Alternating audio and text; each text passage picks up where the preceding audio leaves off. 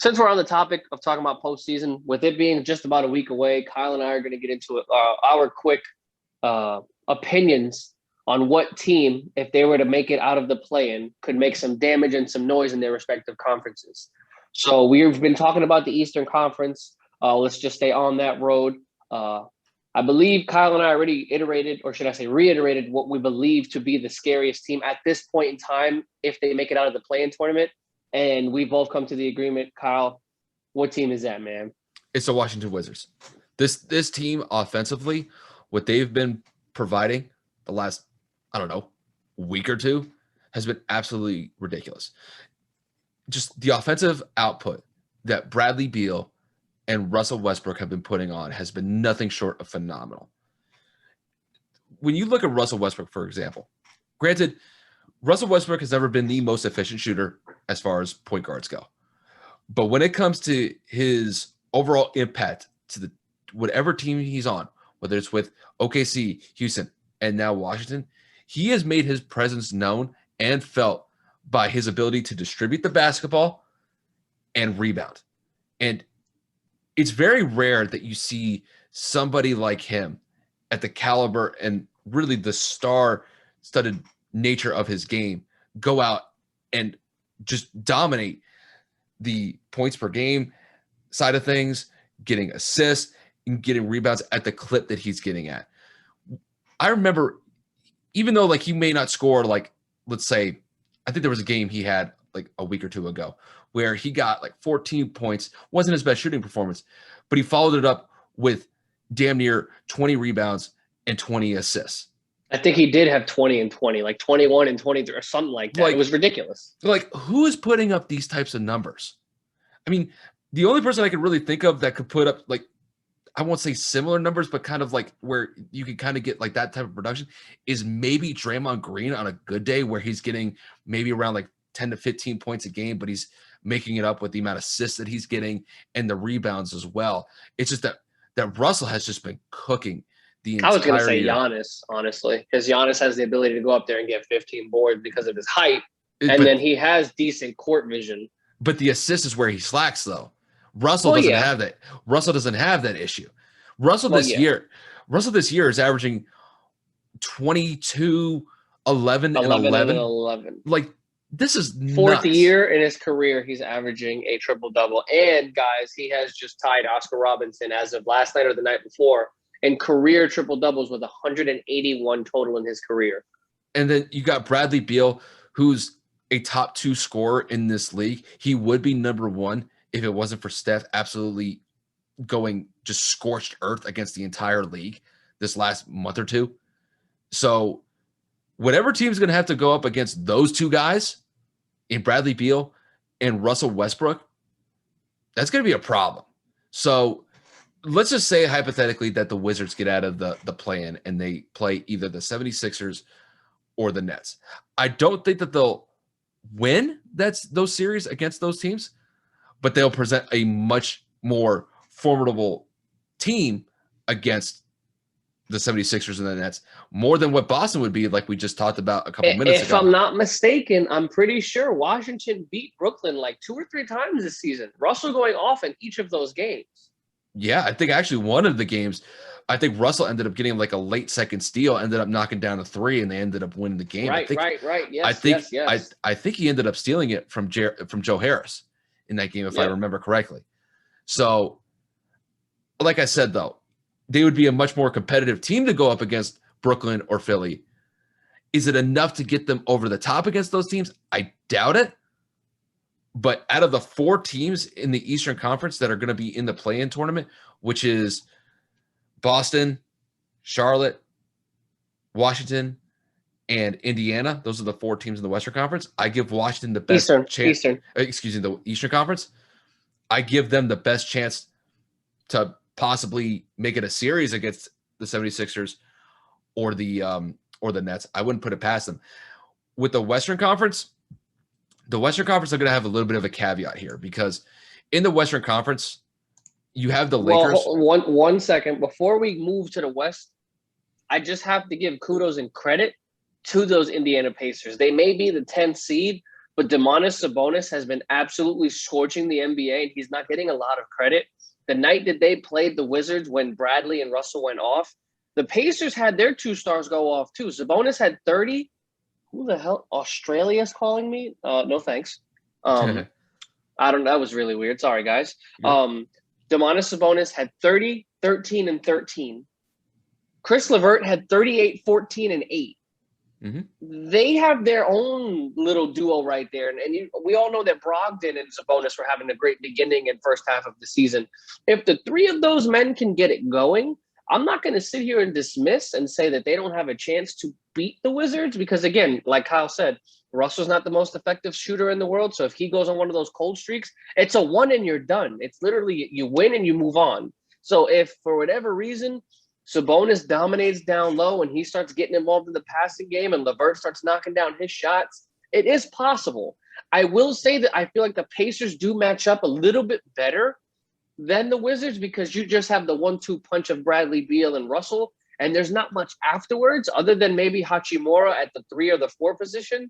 No disrespect to the front court, or should I say the back court of Beal and Westbrook, but when you have a potential 3-headed monster that if Brogdon shows up, he could become, and maybe TJ Warren. I don't know if TJ's playing. I haven't really followed the Pacers too much this season. I know that he was out for the majority of the year recovering from some procedure or some surgery. But if the 3 players that I just named can get it going, I think that they match up very well. Obviously, LeVert would obviously have to go up against James Harden and or Kyrie Irving. Sabonis would probably go up against one-on-one with Kevin Durant and so on and so forth. But I do think that they match up a little bit better than Washington overall as a team. So I'm definitely not going to sit here and just say Washington's a clear favorite. They're our pick mutually. We just believe that they're better right now. But if it's, like I said, a closer game down to the wire, don't be surprised if Indiana comes out of this play-in tournament. I don't disagree. So I would hedge my bets a little bit more with Washington just because they've been a little bit more consistently. They've been more consistent lately. 100%. With the Western Conference, though, my take's going to be a little bit different because there's going to be a caveat with it. So as it currently stands, you got the Lakers at the 7, Golden State is at the 8, you got the Grizzlies at number 9, and you have the Spurs rounding it out at 10. So if the play-in tournament were to be played today, the Lakers will play the Warriors, and the Grizzlies will play the Spurs. I think out of those 4 teams, as it currently stands, the Lakers would have the best chance to really make a huge impact against the entire Western Conference because you're getting LeBron James back, whether it's, I think it's tonight against the Knicks or at some point later this week. And then you got AD, who's coming off a monster game against Phoenix this past weekend where he dropped 42 points and looked like he definitely had his full confidence in his body again after he dealt with his whole Achilles issue for the past 2 to 3 months. And I'm telling you right now, that performance that AD put on against Phoenix could really spark something significant for the Lakers moving forward for the last week of the season and into the playoffs. And if the Lakers catch fire at the right time as they're going into the playoffs, nobody in the Western Conference wants to go up against that team, especially when we got LeBron and AD to contend with. That's going to be a tough matchup. Here's where the caveat comes in. I don't think the Lakers are going to be the 7th seed. I think that they're going to overtake the Trailblazers and get the 6th spot in this last week of the season. The Lakers have some favorable matchups, and the Trailblazers have some tough matchups to go up later this week. So it wouldn't surprise me that the Lakers overtake Trailblazers because the Lakers are only 1 game back of Portland at this point. And I think as long as the Lakers win 3 out of the 4 games and Portland drops 2 out of 4, and I think there's a very good chance that they could lose 3 out of 4, the Lakers could definitely take that 6th spot and miss the play-in tournament entirely. Now, if that's the case, where the Lakers don't play in the play-in tournament, I have to give it up to Golden State. Golden State, just because of what Steph Curry's been providing the entire season. This dude is phenomenal. I remember when I came back from my trip, I looked up one of the stat lines where he dropped 49 points in 29 minutes against the Oklahoma City Thunder, and he hit 11 threes in the process. I mean, had Curry played like 35 to like 38 minutes in that game, he probably could have scored 60. He has just been absolutely phenomenal. He is now the leading point scorer in the NBA, and he's also the number one player in points per game scored. And I remember Kevin and I talked about this before the episode.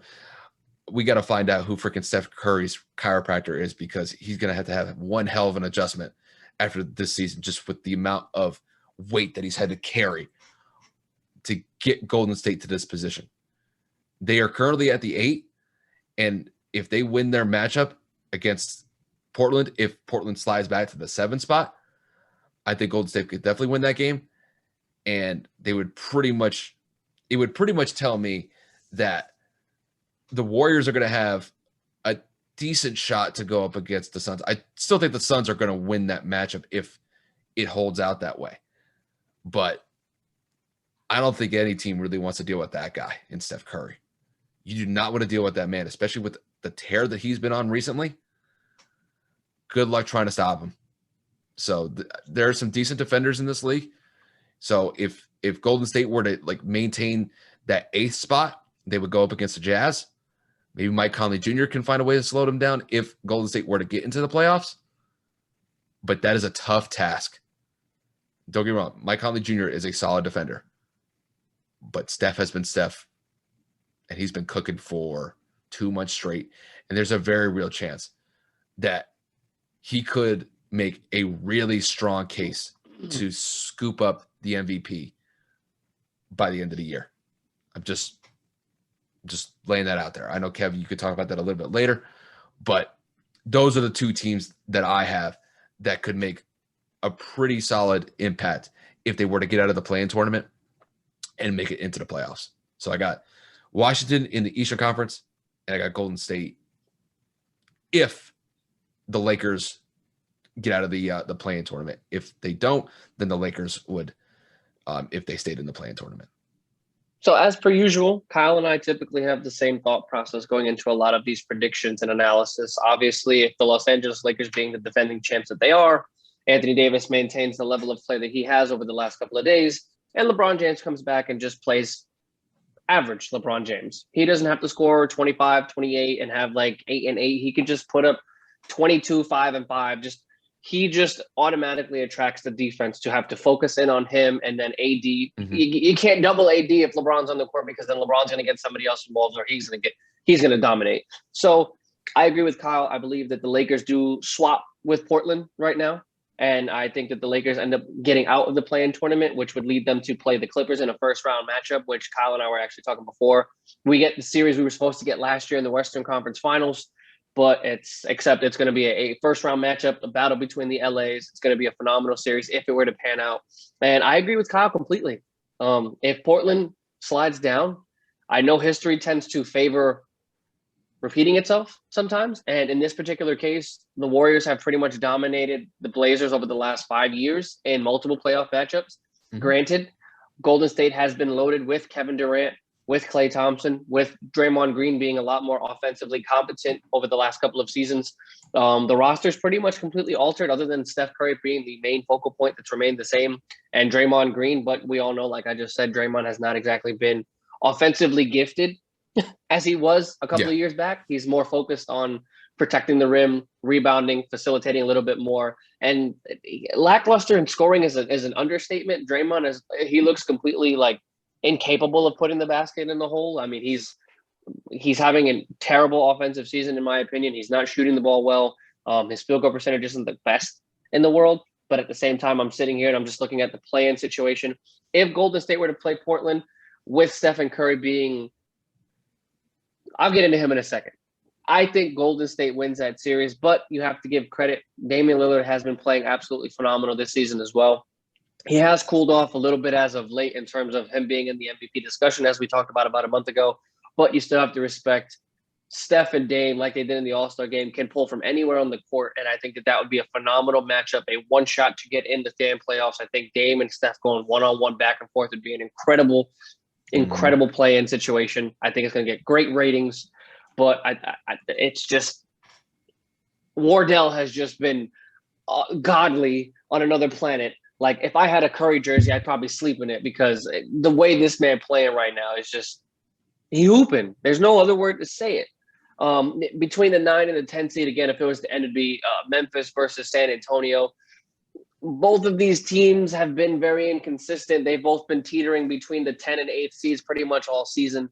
Ja Morant is obviously one of the best up and coming under 25 stars in this league. We all know he can jump out the gym. We all know that Dylan Brooks, Grayson Allen, Jonas Valanciunas are all great players. But we all know that Greg Popovich and that system over there can dominate anybody if they need to in a half-court set. You know, DeMar DeRozan has been playing very well as of late.